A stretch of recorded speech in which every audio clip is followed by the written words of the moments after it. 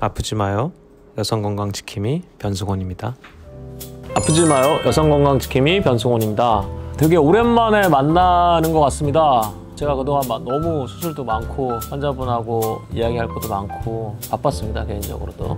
제가 그동안 외래 보면서 내막증 환자들을 많이 보다 보니까 대부분이 좀 특징이 있으신 것 같더라고요. 보니까 물론 내막증이라는 병에 진행하고도 관련이 있는데 대부분 심하게 통증을 앓고 있는 분들 보면은 두 가지 문제가 있어요. 첫 번째는 식이습관의 문제가 하나 있고요. 두 번째는 감정의 문제가 있습니다. 첫 번째 식이습관부터 먼저 말씀드려 볼게요. 제가 진단하고 수술하고 치료하는 것도 중요한데 그런 것들 이외에 이 사람이 왜 이렇게까지 내막증이 심하게 왔을까를 고민해 봤을 때 똑같이 한 달에 한 번씩 생리하는데도 불구하고 어떤 분들은 내막증으로 심하게 오고 어떤 분들은 괜찮은 사람이 있어요. 의학적으로 봤을 때도 유전적 요인이 일부 있을 것이며 환경적 요인이 일부 있는데 유전적 요인은 어쩔 수 없다 치더라도 이런 환경적 요인 때문에 내막증이 좀 더 심하거나 혹은 재발하거나 진행하는 경우가 많습니다. 그 중에서 대표적인 게 보면은 요즘 젊은 여성들이 그렇고 또 현대인들이 배달 음식, 인스턴트 음식을 많이 사 먹습니다. 인스턴트 음식들이 대부분 보면 달고 짜고 자극적인 음식들이 많죠. 그런 것들이 특히 탄수화물이 많이 포함된 음식들 우리 몸에 들어갔을 때 많은 염증을 일으킵니다.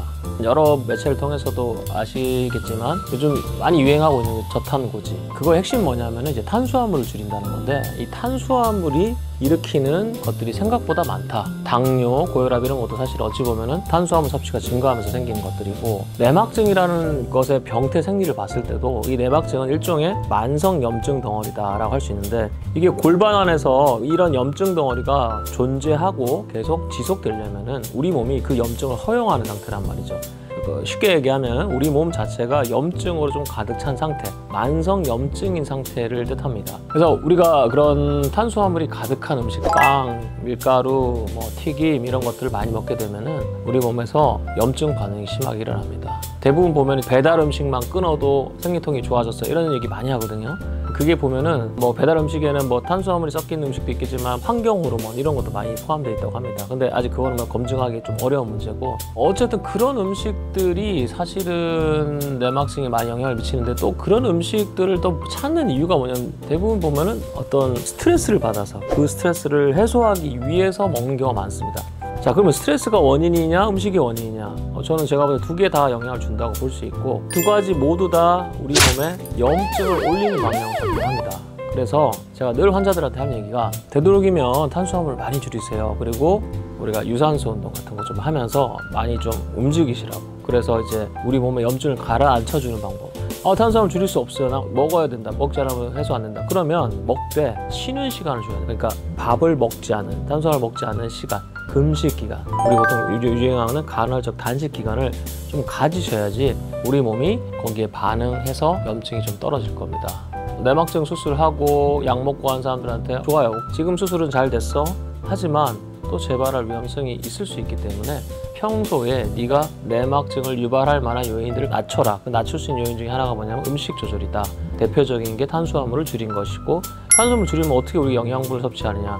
대신 단백질이나 지방으로 섭취해라. 이게 되게 중요한 포인트입니다. 두 번째, 감정에 영향을 많이 받습니다. 만성 통증이 생기면 그 통증으로 인해서 감정의 변화가 생겨요. 대표적인 게 불안과 우울입니다.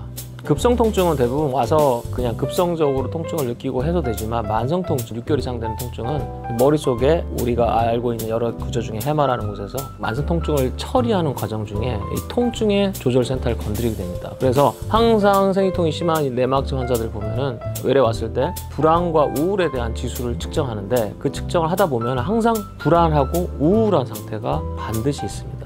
그래서 이 상태가 보통 일반적으로 말하는 기준치를 넘어가게 되면은 수술은 하되 치료는 하되 동시에 감정에 대한 치료도 해라. 필요하다면 정신과 상담을 받아라. 혹은 약물 치료를 해라 라고 저는 권유합니다. 왜냐하면 만성 통증은 이 기존 원인을 치료하는 것도 중요하지만 이 감정 상태를 스테이블하게 만들지 않는다면은 이게 아무리 치료가 잘 돼도 다시 통증이 생기거나 쉽게 통증이 없어지지 않죠.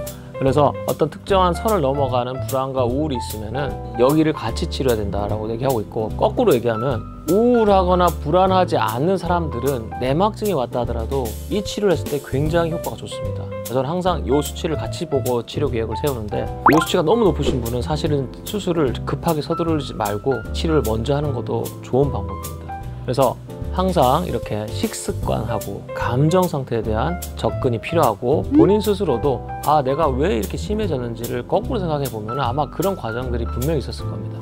생리통이 만성적으로 심하다. 약을 먹어도 좋아지지 않고 생리 기간만 되면 너무 힘들어진다. 감정적으로 기복이 생기니까 스트레스 받게 되고 스트레스 받으니까 또 폭식하게 되고 뭐 이런 일이 반복됩니다. 악순환이죠 이게. 그런 치료를 의학적으로 의사가 해주는 치료 이외에 본인이 좀 신경을 써서 도움을 받을 수 있다고 생각이 되고 식습관이야 우리가 서로 이제 먹는 거 조절하면 되겠지만 감정은 어떻게 하느냐. 그렇다고 내가 정신과에 갈 정도는 아니다. 이걸 우리가 할 수 있는 좋은 방법 중에 하나가 명상이란 방법입니다. 메디테이션. 명상을 해서 본인의 감정을 스스로 이렇게 알아차림하는 거죠. 이런 과정이 저는 굉장히 좋다고 생각합니다. 물론 이런 과정조차도 굉장히 어려워하시는 분도 있겠지만 명상과 관련된 여러 가지 책도 있고 그다음에 앱도 있으니까 그걸 활용하시면 좋을 수 있고 그렇다고 하면 이 치료를 대체할 수 있냐? 그건 아닙니다. 우리가 하고 있는 내막증에 대한 치료를 하면서 동시에 이런 영역도 같이 컨트롤 한다면 더 좋은 결과를 가질 수 있을 것 같습니다. 아프지 마요. 여성건강지킴이 변승원입니다. 아프지 마요. 여성건강지킴이 변승원입니다.